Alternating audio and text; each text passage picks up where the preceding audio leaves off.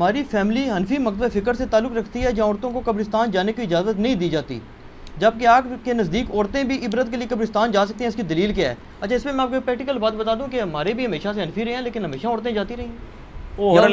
انفی بھی کوئی کتے نہیں نہ پائی میرے، انفی بھی تو بے شمار یا پھر یہ لوگ ایسے ہیں کہ جو باقاعدہ کسی علماء کے زیر اثر ہیں۔ ہاں جی، آپ کی فیملی حنفی بریلوی تھی، حنفی دیوبندی تھی؟ مطلب ہے تو بریلوی ٹائپ۔ ہاں تو بریلوی، حمزہ بریلوی صاحب تو مزارات پہ جانے کے مخالف ہیں، انہوں نے کتاب لکھی ہے باقاعدہ مزارات کی پہ، اور میں اکثر اہل حدیثوں کو چھیڑتا ہوں کہ آپ کی اور بریلویوں کی ایک بات کامن ہے کہ عورتیں نہیں قبروں پہ جا سکتی۔ یہ میرا موقف نہیں، نبی الاسلام کا موقف ہے۔ اچھا، صحیح مسلم میں حدیث ہے، آپ صلی اللہ علیہ وآلہ وسلم نے فرمایا، اس میں میرا ایک ریسرچ پیپر بھی ہے، رسول اللہ صلی اللہ علیہ وآلہ وسلم کی آخری وصیت ہے، ریسرچ پیپر نمبر 1۔ اس میں میں نے قبروں پہ حاضری کے حوالے سے ہر چیز ایڈریس کر دی ہے۔ اسی میں آپ کو حدیث بھی مل جائے گی صحیح مسلم کی، انٹرنیشنل نمبر کے مطابق 2259 ہے۔ آپ صلی اللہ علیہ وآلہ وسلم نے فرمایا، میں تمہیں قبروں کی زیارت سے منع کرتا تھا، لیکن اب میں تمہیں حکم دیتا ہوں کہ قبروں پہ جاؤ تاکہ آخرت کی یاد آئے۔ ٹھیک ہوگا جی؟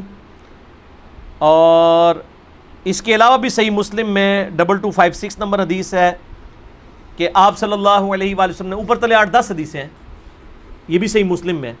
اما عائشہ کہتی ہیں ایک رات آپ میرے ساتھ لیٹے ہوئے تھے، رات کا کچھ حصہ گزر گیا تو آپ صلی اللہ علیہ وآلہ وسلم اپنے مبارک بسترے سے اٹھے، بقیع غرقد قبرستان چلے گئے، اور آپ نے 3 دفعہ یوں ہاتھ اٹھا کے وہاں دعا کی، اور پھر واپس آئے۔ کہتے ہیں میں پیچھے پیچھے گئی، لیکن میں بھی پہلے ہی واپس آ کے بسترے پہ لیٹ گئی تاکہ نبی علیہ السلام کو نہ پتہ چلے، سانس پھولا ہوا تھا۔ آپ نے فرمایا کہ اے عائشہ، تم نے گمان کیا کہ اللہ اور اس کا رسول تم سے خیانت کریں گے، یعنی تم نے یہ سمجھا میں کسی اور بیوی کے پاس چلا گیا ہوں، تو اے عائشہ مجھے سچ سچ بتاؤ، تم کیا میرے پیچھے آئی تھی؟ اور اگر تم نہیں بتاؤ گی تو مجھے اللہ تو بتا ہی دے گا۔ اے علم غیب بھی کلیئر ہو گیا، اللہ تو مجھے بتا ہی دے گا۔ تو انہوں نے کہا یا رسول اللہ میں گئی تھی۔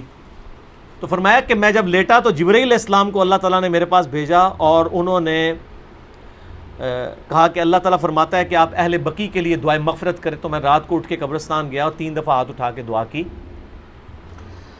سیدہ عائشہ نے پوچھا یا رسول اللہ جب میں جاؤں یا ہم لوگ قبرستان جائیں تو ہم کیا دعا کریں؟ تو آپ صلی اللہ علیہ وآلہ وسلم نے دعا تعلیم فرمائی، السلام علیکم اہل الدیار من المؤمنین والمسلمین وَإِنَّا إِن شَاءَ اللَّهُ بِكُمْ لَلَاحِقُونَ نَسْأَلُ اللَّهَ لَنَا وَلَكُمُ الْعَافِيَةَ۔ تم پر سلامتی ہو اے مومنین اور مسلمین، مرد و عورت اس قبرستان میں جو دفن ہو، ہم ہمارے اپنے لیے اور تمہارے لیے اللہ سے عافیت کا سوال کرتے ہیں، اور ہم بھی مر کے تمہارے پاس ہی آنے والے ہیں۔ یہ دعا صحیح مسلم کے اندر موجود ہے۔ سیدہ عائشہ کو آپ نے یہ تعلیم فرمائی، انہوں نے کہا کہ میں کیا پڑھوں؟ تو آپ نے فرمایا تم یہ پڑھنا۔ اس سے کیا پتہ چلا کہ عورتیں قبرستان جا سکتی ہیں۔ لہذا یہ سعودیہ والوں نے جو بقیع غرقد قبرستان کے بعد لکھ کے لگایا عورتوں کی حاضری منع، یہ بالکل خلاف سنت ہے، اور وہ عورتوں کو نہیں جانے دیتے قبرستان۔ غلط ہے، غلط کام کوئی بھی کرے غلط ہے۔ کیوں؟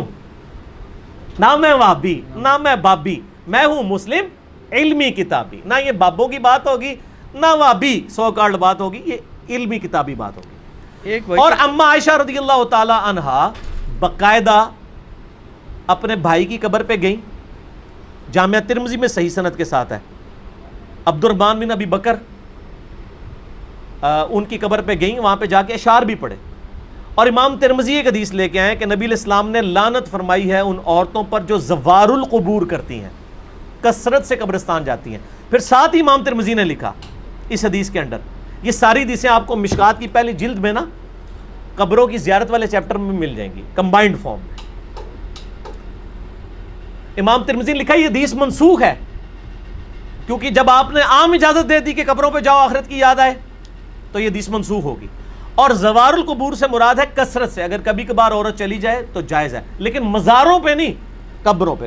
مزاروں پہ تو مرد بھی نہیں جا سکتے، کیونکہ مزار تو نبی علیہ السلام کی مخالفت پہ بنائے گئے ہیں۔ صحیح مسلم میں حدیث ہے، تمہیں منع کرتا ہوں قبروں پر عمارتیں بنانے سے، قبروں کو پکا کرنے پہ، ان سے بیٹھنے سے۔ یہ صحیح مسلم کے اندر حدیث موجود ہے انٹرنیشنل نمبر کے مطابق 2245۔ باقی آپ میرا قبریں، مزارات، گنبد خضرا یہ لکھیں یوٹیوب پہ، میرے کلپ کئی ایک کلپ کھل جائیں گے، ماشاءاللہ لاکھوں لوگوں نے وہ کلپ دیکھے ہیں، گنبد خضرا والا کلپ، یہ ساری چیزیں۔ تو عورتیں قبرستان جا سکتی ہیں، اور قبرستان پہ آپ ہاتھ اٹھا کے دعا بھی کر سکتے ہیں۔ آپ قبر والے سے نہیں مانگ رہے، اللہ سے مانگ رہے ہیں، قبلہ رخ ہو کے ہاتھ اٹھائیں۔ نبی علیہ السلام نے مسلم شریف میں 10 حدیث ہیں، ہاتھ اٹھا کے دعا کی، اللہ سے کی، اس کے بعد چہرے پہ ہاتھ بھی پھیریں، المستدرک للحاکم میں صحیح سند کے ساتھ ہے تمہارا رب حیا فرماتا ہے اس شخص سے جو ہاتھ اٹھا کے دعا کرے کہ اسے محروم لٹائے.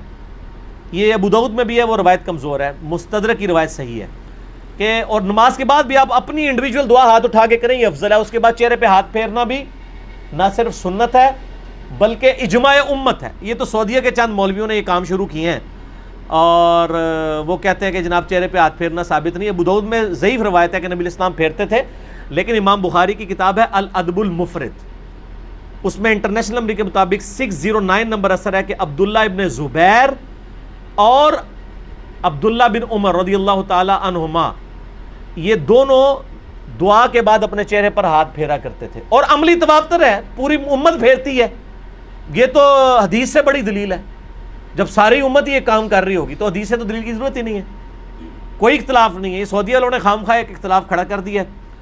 لیکن پاکستان میں جو اہل حدیث ہیں انہوں نے جو نماز نبوی چھاپی ہے دارالاسلام والوں نے, انہوں نے یہی روایت لکھی 609 الادب المفرد کی اور کہا ہے کہ بالکل یہ صحیح ہے, سنت ہے, چہرے پہ ہاتھ پھیر سکتے ہیں.